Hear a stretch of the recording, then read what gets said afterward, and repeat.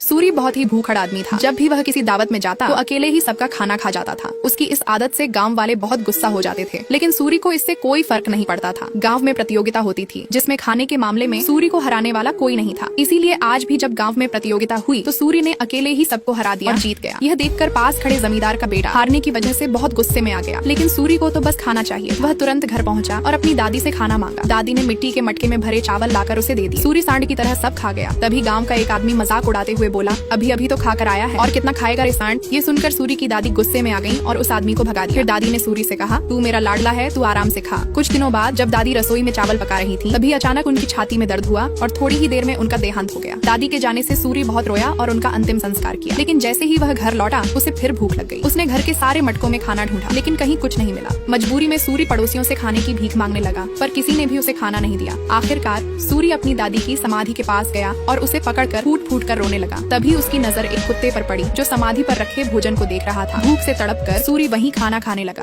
इसके बाद वह रोज रोज समाधि पर चढ़ाया गया खाना खाकर अपना जीवन गुजारने लगा। लेकिन एक दिन गांव के जमींदार की मौत हो गई। उनका बेटा अपने पिता की समाधि पर भोजन चढ़ाकर चला गया। तभी सूरी वहां आया और वह खाना खाने लगा। यह देखकर जमींदार का बेटा गुस्से से पागल हो गया और सूरी पर पत्थर फेंक दिया। उसी चोट से वहीं सूरी की मौत हो गई। सूरी की मौत होने के बाद जमींदार के आदमियों ने उसे उसकी दादी की कब्र के पास ही दफना दिया। लेकिन 200 साल बीतने के बाद जब राकेश नाम का एक लड़का सूरी की समाधि पर एक नींबू पकड़ रहा था, तभी सूरी की आत्मा उस नींबू के अंदर चली गई। राकेश ने अपने दोस्तों के साथ जिस घर में वह रहता था वहीं उस नींबू को रख दिया। अब जैसे ही रात के 11 बजते सूरी की आत्मा नींबू से निकलकर आती और राकेश के घर का सारा खाना साफ कर देती। यह देखकर राकेश के सभी दोस्त बहुत डर जाते। लेकिन फिर अगले दिन भी जैसे ही रात के 11 बजते सूरी की आत्मा नींबू के जरिए आती और घर में रखा सारा खाना खा जाती। इसलिए आखिरकार एक दिन पांचों दोस्त मिलकर घर में एक सीसीटीवी कैमरा लगा देते हैं ताकि पता चले कि रोज रोज सारा खाना कौन खा रहा है। रात के 11 बजते ही अचानक सूरी की आत्मा राकेश के अंदर प्रवेश कर जाती। राकेश खुद जाकर सूरी की तरह सारा खाना खाने लगता। यह देखकर उसके चारों दोस्त बहुत गुस्सा हो जाते और राकेश को गालियां देने लगते। लेकिन तभी राकेश कहता है, हाँ मैं मानता हूँ कि आज खाना मैंने खाया है, लेकिन पिछले 2 दिन तो मैं घर पर ही था, तब खाना किसने खाया था। ये सुनकर पांचों दोस्त हैरान रह जाते। आखिरकार पांचों दोस्त एक बड़ी योजना बनाते हैं। अगले ही दिन रात को वे बिरयानी लाकर सबके सामने रख देते हैं। जैसे ही 11 बजते हैं अचानक वही नींबू एक डिब्बे से बाहर निकलता है और सीधे 5 दोस्तों में से रवि के शरीर में प्रवेश कर जाता है। रवि के अंदर सूरी की आत्मा जाते ही वह वहीं पर बिरयानी नीचे डालकर सूरी की तरह खाने लगता।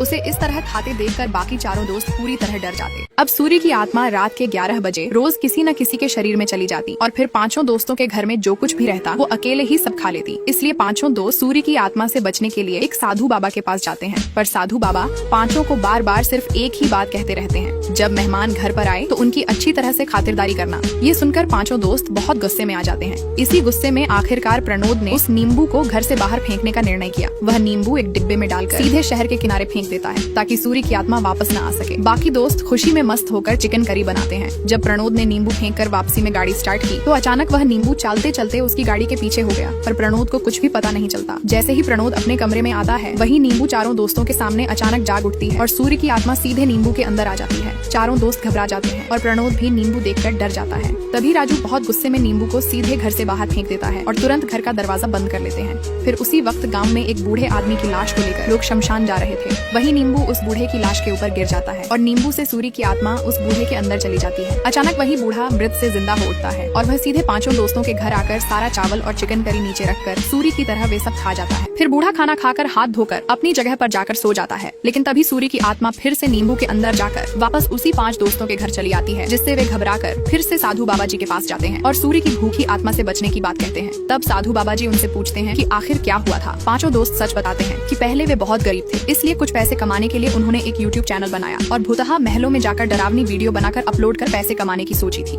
एक दिन उन्होंने मिलकर एक खतरनाक भूतिया बंगले में जाकर वीडियो बनाने की योजना बनाई। योजना बन जाने पर वे अपने गाँव में भूतिया बंगला ढूंढने के लिए गूगल पर सर्च करते हैं। तब गूगल उन्हें आंध्र प्रदेश के रुद्रम नामक गाँव के जंगल में स्थित 200 साल पुराने एक बंगले का पता दिखाता है। गूगल यह भी बताता है कि करीब 200 साल पहले वहाँ एक आघोरी जंगल में मंत्र तंत्र कर रहा था, जिसे अचानक एक आदमी ने देख लिया था। वह आदमी आघोरी जैसा मंत्र तंत्र सीखना चाहता था, तो आघोरी ने उसकी इच्छा पूरी करते हुए उसे एक जादुई मंत्रों की किताब दे दी और कहा कि इस किताब का सही उपयोग करो वरना तेरी जान जा सकती है। लेकिन वह आदमी आघोरी की बात न मानकर लालच में आकर किताब का गलत उपयोग करता है, जिससे उसी समय उसकी मौत हो गई। नेक्स्ट पार्ट के लिए लाइक और कमेंट